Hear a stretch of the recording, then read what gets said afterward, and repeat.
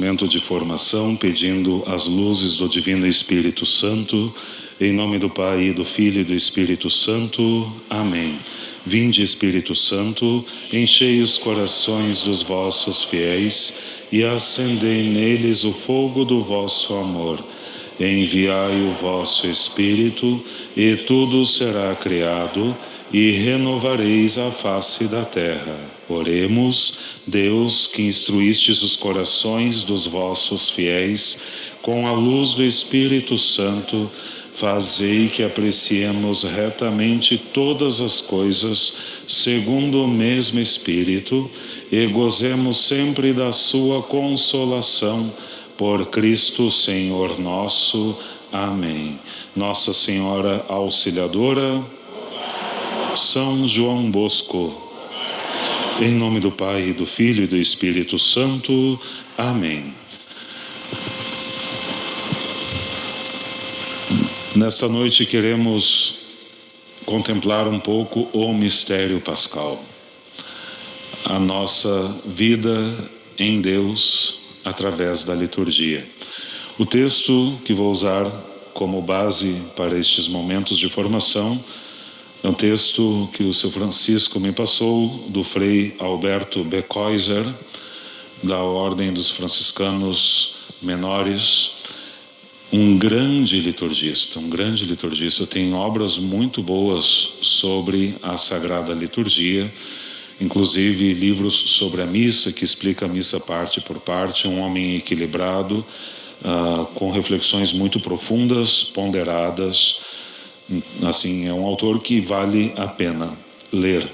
Eu posso depois deixar o texto em PDF, o seu Francisco já tem, mas eu formatei ele para impressão, e depois, se alguém quiser, pode pedir para o seu Francisco, ou eu coloco nos grupos da paróquia e o pessoal passa adiante. Porque são 8 páginas e nós temos um tempo exíguo, e ainda gostaria de deixar tempo para perguntas, se houverem, no final.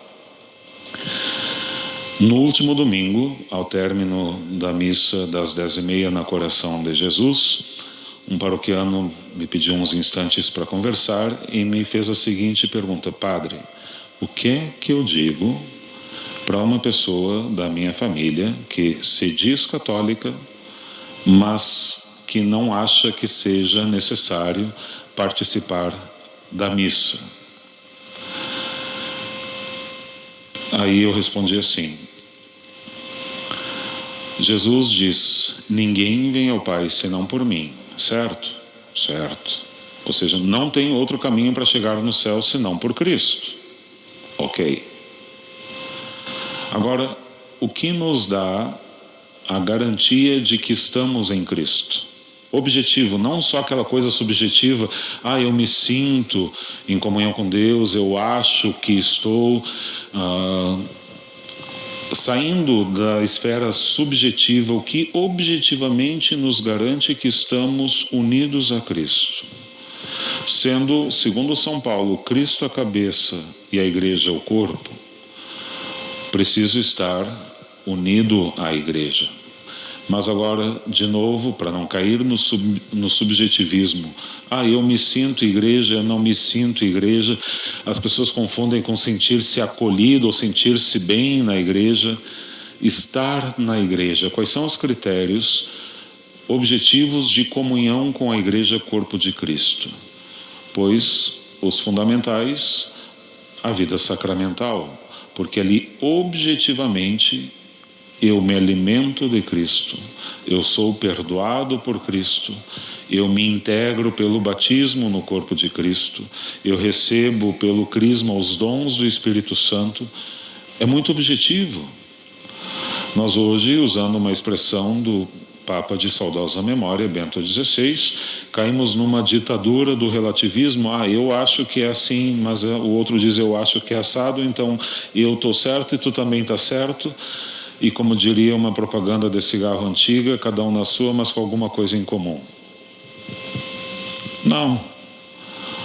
Existe uma objetividade na vida espiritual. Não é porque a vida espiritual seja espiritual, ou seja, não é material, que ela não vai ser objetiva, que ela não vai ter uma lógica, porque ela não vai ter aquilo que São Pedro pede que tenhamos, as razões da nossa fé. Por isso é importante pararmos uns instantes e considerarmos o mistério pascal e a minha participação neste mistério. O Concílio Vaticano II nos diz que a liturgia é a alma da Igreja.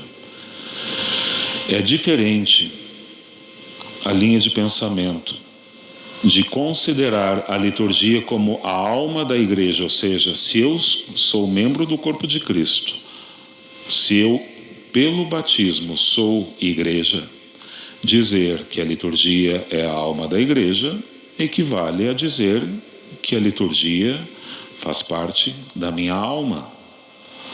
A minha alma de cristão se alimenta, se configura a Cristo através da liturgia. E pensar a liturgia como simples cumprimento de preceito. Muitos mesmos, eu acredito que até a maioria dos católicos ainda encara a liturgia como preceito, mero e simples. É preceito? É. Mas é só preceito? Não. Porque o preceito, eu vou lá, eu cumpro, a minha obrigação está feita. Muitos consideram a missa dominical como a desobriga. A minha preocupação é, eu vou viajar, vou ter onde ir na missa para cumprir o preceito, para não ficar em pecado. É uma preocupação legítima, mas é muito pobre. Porque a missa deveria fazer falta, eu deveria considerar como pecado, porque eu sou menos pessoa, eu sou menos feliz, eu sou menos agraciado porque eu não pude participar da missa, não só porque eu não cumpri o preceito. Porque se ficamos só no âmbito do preceito, para quem não tem uma fé mais profunda, tanto faz como tanto fez. Eu não cumpri o preceito, e daí? Porque do ponto de vista de Deus, eu cumprindo o preceito ou não cumprindo, Deus não vai ser mais Deus nem menos Deus.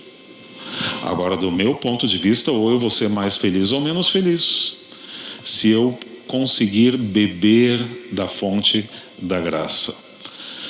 Nós devemos encarar a Eucaristia como a comunicação da vida divina. É considerar o fato objetivo de que Deus nos tem tanto amor e Ele quer que nós bebamos desse amor. Então, quando nós consideramos o lado aberto de Cristo na cruz, de onde corre sangue e água, o sangue da Eucaristia, a água que desde o Antigo Testamento é símbolo do Espírito Santo e também do batismo, e são duas simbologias que estão correlatas, é do lado de Cristo, é da liturgia, que a liturgia é este lado de Cristo aberto do qual eu bebo, do qual eu me alimento, do qual eu mantenho a minha vida da graça. E se eu ficar sem esta bebida, sem esse alimento, a minha vida espiritual morre de inanição. Eu continuo com a minha vida biológica, mas a vida da alma vai definhando. Vai definhando porque eu não a nutro, eu não a alimento, eu não dou desta fonte que jorra de Cristo para que ela cresça e se fortaleça. Então, se quisermos entender a liturgia como um verdadeiro mistério pascal, pascal é uma palavra que já conhecemos. Significa, vem do hebraico Páscoa, passagem, a passagem deste mundo para a vida eterna, a passagem da escravidão para a liberdade, a passagem do pecado para a graça. Esse mistério desta passagem se dá de forma concreta através da liturgia. É por ela que nós, neste mundo, já podemos viver em Deus. É diferente querer viver de Deus e viver em Deus. Viver de Deus significa o quê? Que eu vou lá, eu pego de Deus aquilo que eu preciso para que eu consiga viver. Então Deus é meu pronto-socorro, ou meu mercado espiritual. Eu estou triste, eu preciso ouvir uma palavra de consolo. Eu estou numa angústia, eu preciso ouvir uma palavra de fortaleza. Então eu acorro a Deus para que eu viva dele, daquilo que ele me dá. É muito bom, muito nobre, muito justo, mas ainda não é muito pleno. A plenitude se dá quando nós vivemos em Deus, ou seja, quando conseguimos fazer com que a vida cotidiana, levantar cedo, mandar as crianças para a escola, lavar as cuecas sujas do marido, limpar a casa, encarar uma jornada de trabalho exaustivo, quando eu consigo fazer tudo isso oferecendo a Deus, em comunhão com Deus, e se eu vou oferecer a Deus, então eu vou oferecer uma coisa bem feita, não vou oferecer uma coisa mal acabada. Isso vai ter consequências na vida profissional, porque um bom cristão necessariamente vai ser um bom profissional, porque vai fazer o seu trabalho com excelência, porque vai oferecê-lo a Deus.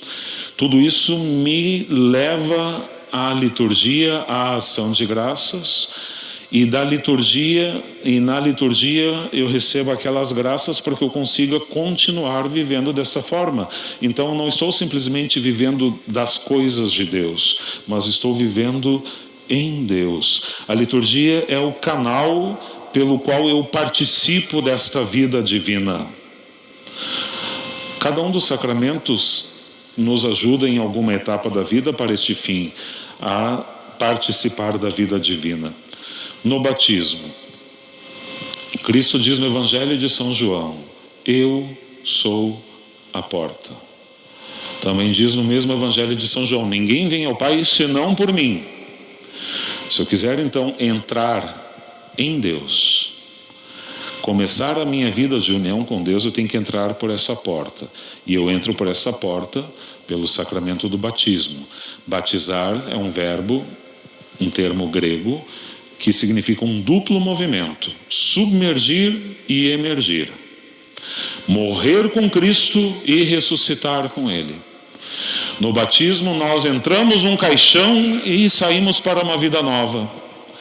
Muitas pessoas ficam meio chocadas quando se fala em morte no batismo, mas o batismo é uma morte do homem velho e o nascimento do homem novo. Se cumpre no batismo aquilo que Nosso Senhor falava com Nicodemos: é necessário nascer de novo, nascer do alto, nascer do Espírito. E pelo batismo eu mergulho com Cristo na morte, eu ressuscito com Cristo para a vida. Pelo batismo eu posso finalmente com propriedade chamar a Deus de Pai. Determinada feita em Cachoeirinha, na primeira paróquia que eu fui pároco, já trouxe esse exemplo noutra ocasião. Fiz o casamento de 2 jovens, tiveram um bebê e iam passando os meses e nada de batizar aquela criatura. E um dia eu perguntei na porta da igreja: vem cá, quando é que vocês vão batizar essa criatura? Criatura não, padre, filha de Deus. Eu digo: não é criatura, feita à imagem e semelhança de Deus, com uma dignidade especial em relação ao restante da criação, mas filho não. Porque no creio nós dizemos que cremos em Deus Pai Todo-Poderoso e em Jesus Cristo, seu único. Ele é único. Jesus é Filho único por natureza de Deus. Nós só podemos chamar a Deus de Pai se estivermos unidos a Cristo. Então, em Cristo chamamos a Deus de Pai. Membros do corpo de Cristo, somos herdeiros do céu. Se Cristo tem um Filho único, o único herdeiro do céu é Cristo. E aqueles que estiverem unidos a Cristo. Por quê? Porque temos o mesmo Espírito, o Espírito de adoção que recebemos no batismo. E assim poderíamos considerar cada um dos 7 sacramentos. Todos eles nos conduzem à vida em Deus, não só para receber as coisas de Deus, mas para vivermos em Deus. A palavra sacramento, quem melhor deu a definição desta palavra foi Santo Tomás de Aquino, lá no século XIII, com uma frase que eu acredito que muitos que ainda estudaram nos bons tempos da catequese da igreja, que aprendiam as coisas, porque hoje os nossos manuais falam de tudo e não ensinam nada. Naquele velho catecismo de São Pio X, de perguntas e respostas, que tinha pergunta: o que é um sacramento? E lá estava a resposta de Santo Tomás: é um sinal visível da graça invisível. Simples, objetivo e certo. O sacramento é um sinal visível, pode se tocar, pode se cheirar, pode se sentir.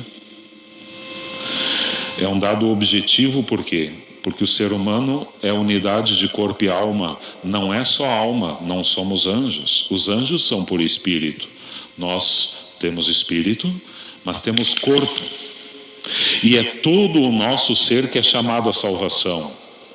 Por isso caiu em desuso a expressão que se usava nas antigas missões redentoristas: salva a tua alma, porque ela não é completa. Jesus não veio salvar sua alma, veio salvar o ser humano por inteiro. O nosso corpo é chamado à salvação eterna.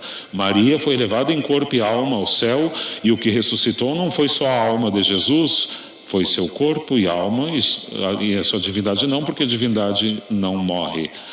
Mas todo o nosso ser é chamado à vida eterna. Por isso que o sacramento, ele tem um sinal concreto, corporal, físico, material, todos eles. A Eucaristia, o pão; o batismo, a água. Os esposos, onde é que está a materialidade?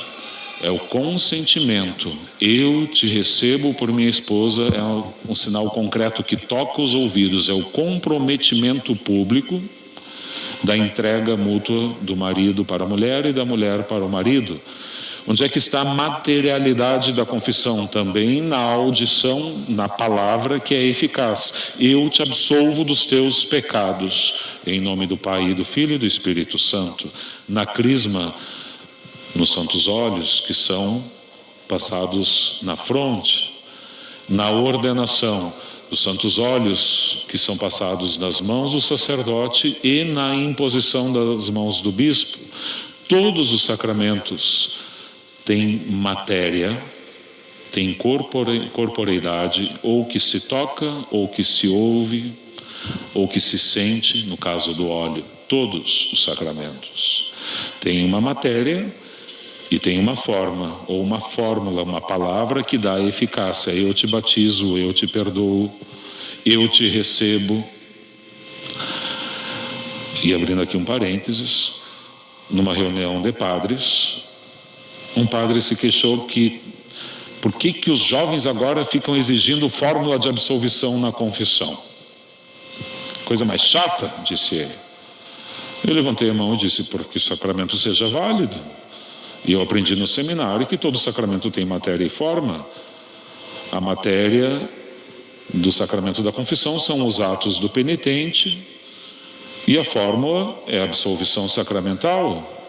Então, como todo fiel tem direito a receber um sacramento válido, está bem que o fiel exija que o padre saiba a fórmula de confissão. Agora, se o senhor não sabe, tem bem baratinho no centro de pastoral para comprar um sacramentário, deixa aberto ali, não precisa nem decorar, ler.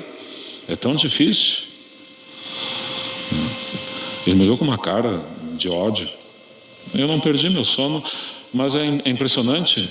Até os padres estão perdendo essa dimensão da sacralidade, da concretude. A graça, ela é invisível, mas ela se comunica de modo sensível.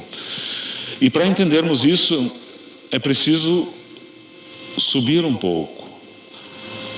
Filipe pediu a Jesus: Senhor, mostra-nos o Pai. Isso nos basta. Jesus diz de si: Filipe, há tanto tempo estou convosco, ainda não me conheceis. Quem me vê, vê o Pai. São Paulo vai dizer de outra forma: Cristo é a imagem visível do Deus invisível. Então se pode dizer com toda a propriedade que Cristo é o sacramento do Pai. É a graça, é o sinal visível da graça invisível. Porque o que se via, o que os contemporâneos de Jesus viam de Jesus? A sua santíssima humanidade. A sua divindade era invisível. Esta se manifestava através dos milagres e se manifestou de forma plena na ressurreição. Mas o que se via era só a Santíssima Humanidade do Senhor. Do sacramento se pode dizer a mesma coisa, na Eucaristia o que se vê? Um pedaço de pão. Mas a dimensão invisível é a presença real de Cristo. Então Cristo é o sacramento do Pai, é o sinal visível do Deus invisível. A Igreja é o sacramento de Cristo, é a dimensão pela qual nós sentimos Cristo, nós ouvimos Cristo. É a dimensão visível de Cristo, invisível, glorioso nos céus. É o corpo presente no mundo de Cristo, cabeça que está no céu. Unidos, corpo e alma, mas nós, enquanto membros desse corpo, enxertados nesse corpo pelo batismo, nos encaminhamos para a comunhão plena com Cristo no céu. Não por menos que São Paulo escolheu essa simbologia do corpo e da cabeça, porque ele diz que a criação geme como que em dores de parto, esperando a manifestação da glória dos filhos de Deus. Num parto normal, o que nasce primeiro é a cabeça. Cristo como primícias, como diz São Paulo, e nós, por conseguinte. Cristo fez a frente. Nós ainda não fomos dados à luz. Ainda estamos sendo gerados até o dia em que seremos dados à luz eterna. Então, Cristo é o sacramento do Pai. Quem me vê, vê o Pai, sinal visível da divindade invisível. A Igreja é o sacramento de Cristo, é a presença visível do Cristo invisível. E desta Igreja nós participamos através dos 7 sacramentos da Igreja, que todos eles têm a sua dimensão visível e invisível. Sei que parece um pouco filosófico demais, mas às vezes a gente reduz demais ou a uma dimensão, vivendo uma fé muito espiritualista, assim, a minha comunhão direta com Deus, prescindindo da corporeidade da Igreja.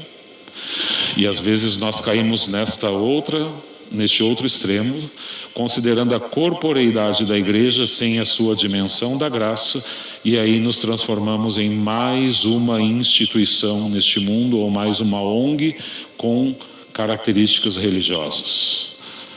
É preciso considerar as duas realidades para mantermos o equilíbrio.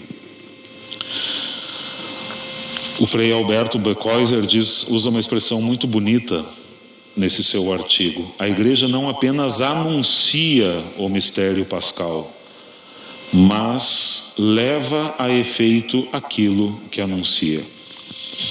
Quando nós consideramos o livro do Gênesis, o relato da criação, Deus diz: faça-se, e fez-se. O dizer faz acontecer. Nos sacramentos da Igreja acontece a mesma coisa. Aquilo que se diz, acontece. Enviai o vosso Espírito para que essas oferendas do pão e do vinho se transformem em corpo e corpo e sangue do Senhor. Isto é o meu corpo. Se diz: eu te absolvo dos teus pecados, pois os pecados estão absolvidos. Se diz: eu te batizo, batizado está. Então, na Igreja, nos sacramentos, não apenas se anuncia algo, não apenas se fala de algo, mas os sacramentos fazem acontecer na nossa vida, no nosso corpo e na nossa alma, fazem acontecer aquilo que dizem. Daí a importância de termos atenção naquilo que é dito. Muitas pessoas às vezes repetem tanto algumas respostas, algumas expressões na missa, por exemplo, mas nunca colocaram um sentido naquilo que estão dizendo. É importante para que nós vivamos de fato este mistério pascal. No Concílio Vaticano II, no documento que trata sobre a liturgia, sobre o mistério pascal, está a expressão: a Eucaristia é ápice e fonte de toda a vida cristã. Ápice, ponto de chegada. Ou seja, a Eucaristia exige um antes, para que eu possa chegar ao ápice. A Eucaristia é ápice e fonte da vida cristã. Se é fonte, a fonte jorra para algo, existe e exige um depois. O que é o antes e o depois deste ápice que é a Eucaristia? Quando uma criança é batizada, ela recebe na fronte o óleo do crisma, que na oração do ritual do batismo diz que a configura a Cristo, sacerdote, profeta e rei. Se Cristo tem no mundo, recebeu do Pai estas 3 missões de ser profeta, sacerdote e rei, essas 3 missões ele confiou à igreja. A igreja hoje tem 3 funções, 3 missões nesse mundo: de ser profeta, anunciar a palavra; de ser sacerdote, a missão de santificar os fiéis; e de rei, de reinar. E no reino de Cristo reina quem serve, a prática da caridade. São as 3 dimensões, é o tripé que mantém a igreja de pé: o anúncio da palavra, a santificação pelos sacramentos e a prática da caridade. Se a Eucaristia é ápice, ela é ápice do anúncio da palavra. A palavra de Deus deve mover os corações a desejarem entrar em comunhão com Deus. As pastorais, os movimentos, os serviços só têm razão de ser na igreja se de alguma forma contribuírem para que as pessoas sejam movidas para Deus, atraídas por Deus, conquistadas por Deus, se deixem fascinar por Deus. Se não tiverem essa missão, por mais nobre que seja, não tem razão de ser na igreja, porque então o mundo pode oferecer, e às vezes muito melhor do que nós. Isto é o que vem antes, é a dimensão profética que conduz a Eucaristia à comunhão. Mas a Eucaristia não é só ápice, é fonte. Não sei se os senhores já perceberam, mas o Evangelho de São João não narra a instituição da Eucaristia na Santa Ceia. Tem um capítulo inteiro falando da Santa Ceia, mas não fala da instituição da Eucaristia. No lugar da instituição da Eucaristia, São João fala do lava-pés. Porque o lava-pés e a Eucaristia são as 2 faces da mesma moeda. A Eucaristia ela só é verdadeiramente compreendida e vivida se nos levar a servir o próximo. Esse é o depois, é a fonte. Bebemos na Eucaristia para que, vivendo em Deus, hajamos no mundo como Deus. Para que lá na minha casa eu seja outro Cristo. Para que lá no meu trabalho eu seja outro Cristo. Para que nas minhas férias na praia eu seja como outro Cristo, que também foi lá nas bodas de Caná se divertir, até que botaram ele para trabalhar. Mas quando a gente sai de férias também geralmente nos botam no trabalho, mesmo assim. Então compreendamos, melhor dizendo, que a vida litúrgica ela é intimamente associada à nossa vida pessoal. E se não for assim, vai ser muito pobre. Pode até ser esteticamente bonita, bem cantada, bem celebrada, mas ela não vai ter influxo, não vai ter consequências concretas nas minhas tomadas de decisões, na minha forma de pensar, na minha forma de sentir, na minha forma de agir. Nos diz o Concílio Vaticano II, os trabalhos apostólicos. O que são os trabalhos apostólicos? Todos os nossos trabalhos na igreja, a pastoral do batismo, a coordenação de um conselho, o ministério da Eucaristia, a pastoral da liturgia.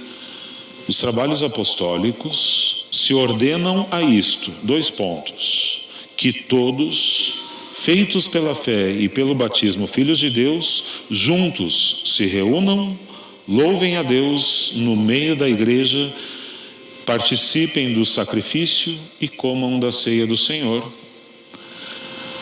Já repararam que O nome que se dá ao Santíssimo Sacramento é o mesmo nome que se dá à Igreja, corpo de Cristo? Eis o corpo de Cristo, ouvimos quando recebemos a comunhão. Eis o corpo de Cristo. Não pode haver um se não houver outro.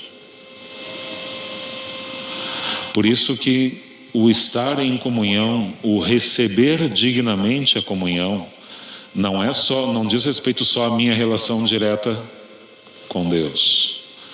Ela deve se traduzir na minha comunhão com o irmão. Se eu não estou em comunhão com a comunidade, eu não estou em comunhão com o Cristo.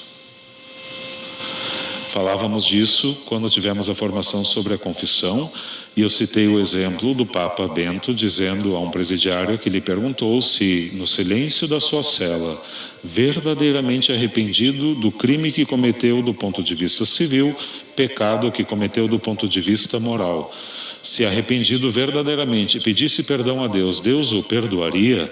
Ao que o Papa respondeu, sim. Mas não te esqueces de que pelo pecado não ofendeste só a Deus, ofendeste também a Igreja, e a ela deves pedir perdão. E pelo sacramento da confissão, na pessoa do sacerdote, que é um sinal visível, uma pessoa que representa a Igreja, e pelo sacramento da ordem foi configurado a Cristo cabeça, na pessoa do sacerdote, então pede-se perdão não só a Deus, mas à Igreja também. Isso é importante de ressaltar porque ainda há muitos que vivem uma espiritualidade intimista. A minha comunhão com Deus, a minha missa. E aí vê a igreja como um lugar de prestação de serviço religioso, um posto Ipiranga religioso. Onde tem boa missa, vai lá na igreja tal. Onde tem bom estacionamento, vai lá na igreja tal. Onde tem boa música, vai lá na igreja tal. Onde tem um padre carismático, simpático, vai lá na igreja tal. São preocupações muito rasas, mas não sejamos ingênuos. Muitos seguiam por aí. Cumprir o seu preceito, buscar a sua comunhão e esquecem a dimensão comunitária. Um sinal bem concreto que me dá muita dor no coração. Quando terminada a oração pós-comunhão, o padre vai dar os avisos da comunidade, ou seja, vai falar daquilo que é importante para a comunidade, e quem já recebeu a sua comunhão, vai embora. Não fica para ouvir os avisos, porque não lhe interessa a comunidade, porque já recebeu a sua comunhão. É um sinal bem concreto, não me interessa, para que eu vou ficar para ouvir? Então é triste, mas é falta de compreensão. Pai, perdoai-lhes, não sabem o que fazem. Jesus amado, o tempo voa. Diz o Frei Alberto Becoiser: o serviço litúrgico realizado na igreja tem por si mesmo um valor evangelizador que a nova evangelização deve situar em lugar de grande destaque. Serviço litúrgico. Não há melhor serviço que a igreja possa prestar ao mundo do que a celebração dos sacramentos. Porque nenhuma outra instituição no mundo tem a palavra de Deus para comunicar. Nenhuma outra instituição no mundo tem a graça para comunicar. Senão a igreja, que dispensa, que ela não é proprietária, ela é dispensadora dos mistérios de Deus. Então o melhor serviço que podemos prestar ao mundo é uma boa evangelização, um bom serviço de pastoral, uma boa celebração, uma boa preparação da missa. Não é questão de vaidade, nem de excelência humana. Mas, voltando, se eu quero oferecer uma coisa para Deus, eu vou procurar oferecer bem feito. Não posso fazer de qualquer jeito. E a gente percebe o zelo e a consciência da liturgia enquanto serviço nas coisas bem concretas. Se eu chego numa paróquia, o padre está ali com uma túnica mais suja do que a alma dele. Se o padre ele vai dar a Eucaristia, está com as unhas ali, que não é encravada, cortada já há meses sem cortar, suja, amarelada, fedendo a gordura do frango que comeu no almoço e não lavou mais. Se o padre vai até o sacrário, busca o Santíssimo Sacramento, são coisas que eu já vi, num potinho de margarina doriana com papel filme por cima, com plástico filme por cima. E aí o padre vai falar sobre a importância da Eucaristia e a presença real de Cristo. A boca diz uma coisa, mas os sinais dizem outro. Tu não acredita realmente, né? Poxa, você vai receber na tua casa uma visita importante. Pelo menos vai limpar a casa onde vai passar o padre, como se diz popularmente. Eu lembro que quando eu tive a graça de ser convidado para ter uma audiência com o Papa Bento XVI, 2 semanas antes eu virei Roma lá procurando uma faixa que me servisse bem. Fui no barbeiro cortar o cabelo. Fiquei treinando algumas expressões em italiano para conversar com o Papa. Para conversar com o Papa, com um homem. Agora, na Eucaristia, está a razão de ser do Papa. Eu não posso tratar de qualquer jeito. Eu não posso oferecer como sudário para o Senhor um corporal sujo. Eu não posso receber o sangue do Senhor num cálice enferrujado, oxidado. Eu não posso oferecer o corpo do Senhor num pote de margarina. Então é nessas coisas bem concretas, porque sempre haverá quem diga: por que não gasta o dinheiro disso aí para dar para os pobres? Parece Judas Iscariotes reclamando da mulher que quebrou um nardo de perfume para lavar os pés do Senhor. Olha que dinheiro posto fora. Quantos pobres poderiam ter sido ajudados com o valor deste vaso de alabastro e desse perfume tão caro? Ao que Jesus precisou lembrá-lo: pobres sempre os tereis convosco, eu não. Não significa, não me entendam mal, menosprezar ou relativizar a vida do pobre. Mas quanto mais zelo nós temos pelas coisas de Deus, e esse zelo for bem compreendido, mais caridosos nos tornaremos. Não por mera questão filantrópica. Filantropos, philos, amigo, tropos, do grego homem. Não só por gostar da pessoa humana, mas eu vou ajudar o próximo por caridade, caritas, o amor que vem de Deus. É um amor muito mais nobre e vai me levar a heroísmos muito maiores do que a mera filantropia. Então, uma comunidade que tem zelo pela sua liturgia, necessariamente vai ter, lembrando da fonte, bebendo desta fonte, vai praticar mais a caridade e com maior consciência. E para encerrar, que o tempo se esvai, na liturgia nós celebramos a vida, mas não meramente celebramos a vida, e sim celebramos a vida em Cristo. O episódio do bezerro de ouro é muito loquaz. A comunidade decide, prescindindo de Moisés, que fazia a ligação de Deus com a comunidade, aproveitaram a ausência de Moisés, fundiram um bezerro de ouro e diz o livro, diz a Sagrada Escritura, que eles celebravam dançando ao redor. Esse movimento circular, ou seja, o ser humano que celebra-se a si mesmo. Isso é celebrar a vida, mas não é celebrar a vida em Deus. É diferente. um casal vir à igreja para celebrar bodas de ouro, para celebrar a nossa união, o nosso casamento com os nossos filhos e os nossos netos, e para dar um tom de solenidade, vamos fazer isso numa missa.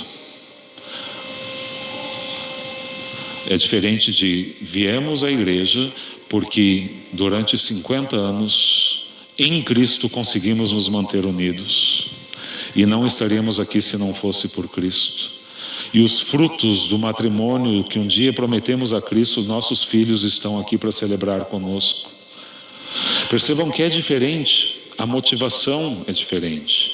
Muitas pessoas vêm à igreja para celebrar a vida ou a morte, numa missa de 7º dia, por exemplo, mas não vêm para fazê-lo em Cristo.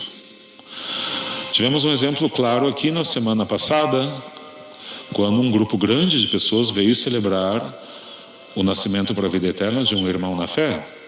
Parte da família veio para rezar, ou seja, veio celebrar a morte em Cristo para que nasça, ressuscite em Cristo. Parte da família veio para o 7º dia do defunto, sem nenhuma referência a Cristo. Tanto que estavam mais interessados em cumprimentar-se, conversar, colocar as fofocas em dia. Por quê? Porque vieram para a missa de 7º dia, mas sem nenhuma relação com Deus, só para celebrar a realidade humana. É muito pobre. E com isto encerro e abro para perguntas. O Frei Alberto Becoiser, nesse seu artigo, fala da necessidade de formação litúrgica. Ninguém ama o que não conhece. Eu acredito que se mais pessoas conhecessem os mistérios da fé, não só participariam melhor, atrapalhariam menos, mas o fariam com amor, com paixão. Aqui nós estamos pescando no aquário. Aqui estão aqueles que já têm uma caminhada de formação. Mas a grande maioria que vem nas nossas assembleias dominicais, quando muito tem aquela catequese da sua primeira comunhão de 20, 30, 50, 60 anos atrás, e nunca mais se aprofundou nos conteúdos da fé. Então é necessário para isso que tenhamos momentos de formação e que tenhamos, como o próprio Frei Alberto Becoiser aqui fala, uma pastoral litúrgica. Um grupo de pessoas que se dedique a preparar bem a liturgia, porque já que não conseguimos formar através de palestras, porque oferecemos, mas nem todos acham que é importante vir, porque não entendem a importância disto, pelo menos nós formamos na forma de celebrar, celebrando bem, sem as pessoas perceberem. Se percebe o zelo pela palavra, o zelo pela Eucaristia, o zelo pelo espaço, pela casa de oração. Também através disso se evangeliza. Então, o seu Mário, nosso coordenador da Pastoral da Liturgia, continua com o coração aberto para receber a colaboração de todos quantos queiram ajudar neste que é o maior serviço que a Igreja pode oferecer à cidade de Porto Alegre e aos nossos arredores. Liturgias bem feitas, bem celebradas, que nos introduzem no mistério de Cristo, nos fazem participar da vida divina, de forma ainda não tão plena aqui neste mundo, mas, permita Deus, um dia de forma perfeita no céu. Alguém tem alguma pergunta, alguma colocação,